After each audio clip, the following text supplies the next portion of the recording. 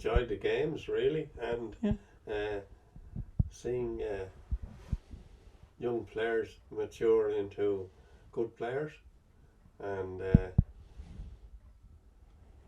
the old saying, Frank Carney of late, he was a school teacher and he was chairman of the hurling board in Wicklow, and I always remember one thing that he said was, if you put a hurley in a boy's hand, there'll never be a cosh or a knuckle duster there. I don't think there are coshes and knuckle dusters now, but maybe there are worse things like drugs or something like that. But if a youngster is playing games in his early years, he generally learns. It's a learning process, and it's a university for life. Put it that way. You learn by taking hard knocks and giving them, and being able to progress. Very good, thanks. And the most enjoyment I suppose I have was seeing players progress. Patriots. He had a long association with Wicklow. Robert Emmett was born in Dublin on the 4th of March 1778 and was executed there on the 22nd of September 1803. He led the insurrection of 1883 and might have escaped after he and his comrades fled to the Wicklow Hills, but for his romantic spirit, which demanded that he see his loved one, Sarah Curran, before setting off to America. He was betrayed by an informer and arrested, and was sentenced to death on September the 20th, 1883 for high treason in the Session House in Dublin.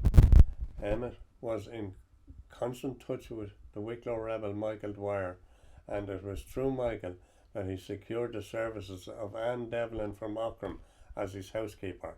Anne Devlin was a first cousin of Michael Dwyer. Anne Devlin suffered greatly for her loyalty to Emmett. She was tortured by the forces of the Crown, but refused to say where Emmett was or give them any information. She was eventually thrown into jail and kept there for many years. She suffered greatly in the latter years and regrettably died in poverty. No doubt it was the Emmett connection with Wicklow that encouraged the Bray men to adopt the name of the great patriot. The club are very proud of the ancient banner, which is still in their possession, looking better than ever, as it is in the GAA Museum now in Dublin, in Croke Park. It was there that the first meeting took place, and the All-Ireland medals, which Bray Emmets won the All-Ireland representing Dublin, and the medals were presented at a function in the town hall in Bray. Yes, I did. Yeah. Coached many a team. Yeah. For how long? John, I didn't ask you that. Been involved with Bray Emmets since the early 50s. Yeah. I was secretary of the club when I was 13 years of age. And old Matt Britton was the chairman. We had to call him Mr. Britton. Yeah. And those times you're referred to anybody that was older than you as Mr. And Mr. Britton was Matt Britton. Yeah. And ironically, the club sponsor now are Matt Britton Carpets.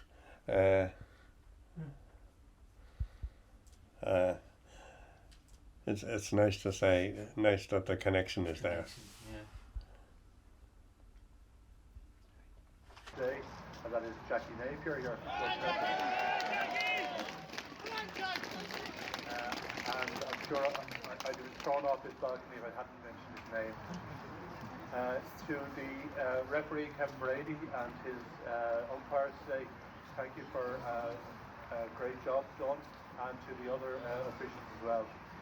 Very, very well done today. And without